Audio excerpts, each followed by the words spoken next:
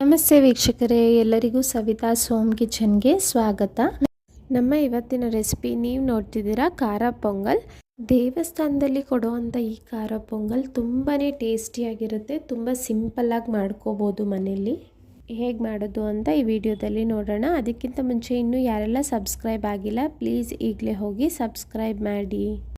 ಬೇಕಾಗಿರುವ ಪದಾರ್ಥಗಳು: ಅಕ್ಕಿ, ಹೆಸರುಬೇಳೆ, ಕರಿಬೇವು, ಎಣ್ಣೆ, ಉಪ್ಪು, ಗೋಡಂಬಿ, ಹಸಿಮೆಣಸಿನಕಾಯಿ, ಮೆಣಸು, ಜೀರಿಗೆ, ಶುಂಠಿ.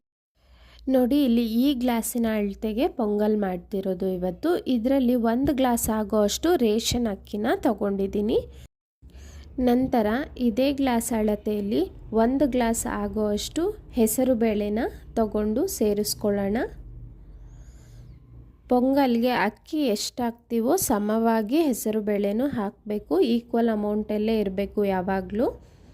ನಂತರ ನೀರಲ್ಲಿ 1-2 ಸಲ ಚೆನ್ನಾಗಿ ವಾಶ್ ಮಾಡಿ ಇದನ್ನು ಒಂದು 15 ನಿಮಿಷ ನೆನೆಸಿ ಪಕ್ಕಕ್ಕೆ ಇಟ್ಕೊಳ್ಳೋಣ.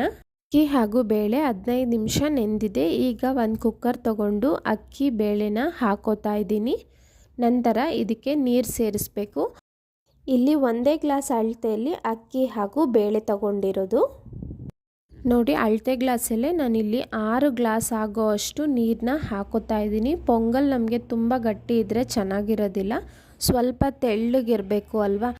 ನೀವು ಅಕ್ಕಿ ಬೇಳೆನ ಯಾವ ಕಪ್ಪಲ್ಲಿ ಹಾಕೋತಿರೋ ಆ ಕಪ್ಪಲ್ಲೇ 3ರಷ್ಟು ನೀರನ್ನು ಹಾಕ್ಕೋಬೇಕಾಗುತ್ತೆ. ಇಲ್ಲಿ ರುಚಿಗೆ ತಕ್ಕಷ್ಟು ಉಪ್ಪನ್ನು ಹಾಕಿ ಕುಕ್ಕರ್ನ ಕ್ಲೋಸ್ ಮಾಡಿ ಇಲ್ಲಿ 3 ವಿಸಿಲ್ ಕೂಗಿಸ್ಕೊತೀನಿ. ನೋಡಿ, 3 ವಿಸಿಲ್ ಆಗಿದೆ. ಈಗ ಕುಕ್ಕರ್ ತಣ್ಣಗಾದ ನಂತರ ಓಪನ್ ಮಾಡಿದ್ದೀನಿ.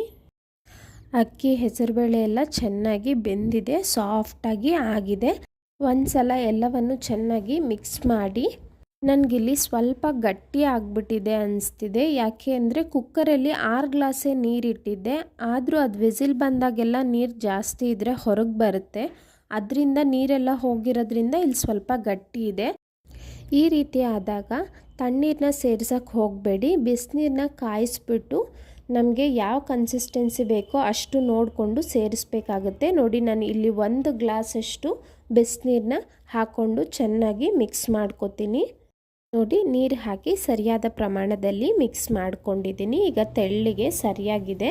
ಪೊಂಗಲೆಲ್ಲ ನಮಗೆ ತೆಳ್ಳಗೆ ಇರಬೇಕು, ತಿನ್ನೋದಕ್ಕೆ ತುಂಬ ಚೆನ್ನಾಗಿರುತ್ತೆ.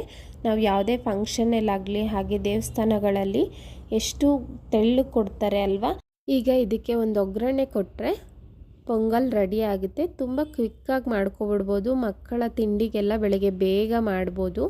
ಈಗ ಒಂದು ಬಾಣಲೆ ಇಟ್ಕೊಂಡು ಇಲ್ಲಿ 5-6 ಸ್ಪೂನ್ ಆಗೋ ಅಷ್ಟು ಎಣ್ಣೆನ ಹಾಕೋತಾ ಇದ್ದೀನಿ. ನಂತರ 1 ಸ್ಪೂನ್ ಆಗೋ ಅಷ್ಟು ಮೆಣಸು ಹಾಗೆ 1 ಸ್ಪೂನ್ ಆಗೋ ಅಷ್ಟು ಜೀರಿಗೆನ ಹಾಕೊಳ್ಳಿ.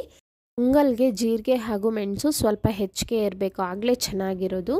ಇಲ್ಲಿ ಗೋಡಂಬಿನ ಹಾಕೊಳ್ಳೋಣ. ಈಗ ಸ್ವಲ್ಪ ಹಸಿ ಕರಿಬೇವು ಹಾಗೆ 1 ಇಂಚು ಶುಂಠಿನ ಚೆನ್ನಾಗಿ ಜಜ್ಜಿಬಿಟ್ಟು ಸೇರಿಸ್ಕೊಳ್ತಾ ಇದ್ದೀನಿ.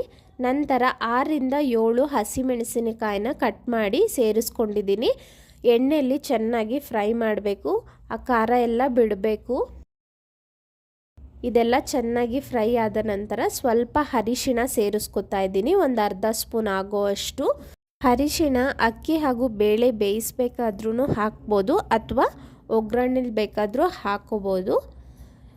ನಾನು ಒಗ್ಗರಣೆಗೆ ಹಾಕ್ಕೊಂಡು ನೋಡಿ ಈ ರೀತಿ ಚೆನ್ನಾಗಿ 1-2 ನಿಮಿಷ ಫ್ರೈ ಮಾಡಿದ ನಂತರ ನಾವು ಬೇಯಿಸಿ ಇಟ್ಕೊಂಡಿರೋ ಅಂಥ ಅನ್ನ ಬೇಳೆಗೆ ಈ ಒಗ್ಗರಣೆನ ಹಾಕ್ತಾಯಿದ್ದೀನಿ. ಈಗ ಚೆನ್ನಾಗಿ ಒಂದು ಸಲ ಮಿಕ್ಸ್ ಮಾಡಿದ್ರೆ ಪೊಂಗಲ್ ರುಚಿಯಾಗಿ ರೆಡಿ ಇರುತ್ತೆ. ಬಣ್ಣ ರುಚಿ ಎಲ್ಲ ಪರ್ಫೆಕ್ಟಾಗಿ ಬಂದಿತ್ತು. ಯಾವುದೇ ರೀತಿ ಫಂಕ್ಷನ್ ಆದರೂ ನೀವು ಬೆಳಗಿನ ತಿಂಡಿಗೆ ತುಂಬ ಕಡಿಮೆ ಟೈಮಲ್ಲಿ ಈ ರೆಸಿಪಿನ ಈಸಿಯಾಗಿ ಮಾಡ್ಕೋಬೋದು. ತುಂಬ ಚೆನ್ನಾಗಿ ಬಂದಿತ್ತು. ತಪ್ಪದೇ ಟ್ರೈ ಮಾಡಿ ಹೇಗಿದೆ ಅಂತ ಕಮೆಂಟ್ ಮಾಡಿ. ನಿಮಗೆ ಕೊತ್ತಂಬರಿ ಸೊಪ್ಪು ಬೇಕು ಅಂದರೆ ಹಾಕೊಳ್ಳಿ, ಆಪ್ಷನಲ್. ಈಗ ಮಾಡಿರೋ ಅಂಥ ಸಿಂಪಲ್ ರೆಸಿಪಿನೇ ತುಂಬ ಚೆನ್ನಾಗಿರುತ್ತೆ. ಯಾವುದೇ ರೀತಿ ಚಟ್ನಿ ಸಹ ಬೇಕಾಗಿರಲ್ಲ, ಅಷ್ಟು ರುಚಿಯಾಗಿರುತ್ತೆ. ತುಂಬಾ ಕಡಿಮೆ ಇಂಗ್ರೀಡಿಯೆಂಟ್ಸ್ನ ಉಪಯೋಗಿಸ್ಕೊಂಡು ತುಂಬ ಈಸಿಯಾಗಿ ಮಾಡ್ಕೋಬೋದು ಸಿಂಪಲ್ಲಾಗಿ. ತಪ್ಪದೇ ಟ್ರೈ ಮಾಡಿ. ನಮ್ಮ ಇವತ್ತಿನ ರೆಸಿಪಿ ನಿಮಗೆಲ್ಲ ಇಷ್ಟ ಆಗಿದ್ದರೆ ಲೈಕ್ ಮಾಡಿ, ಶೇರ್ ಮಾಡಿ. ಹಾಗೆ ಇನ್ನೂ ಯಾರೆಲ್ಲ ಸಬ್ಸ್ಕ್ರೈಬ್ ಆಗಿಲ್ಲ ಪ್ಲೀಸ್ ಈಗಲೇ ಹೋಗಿ ಸಬ್ಸ್ಕ್ರೈಬ್ ಮಾಡಿ. Thank you.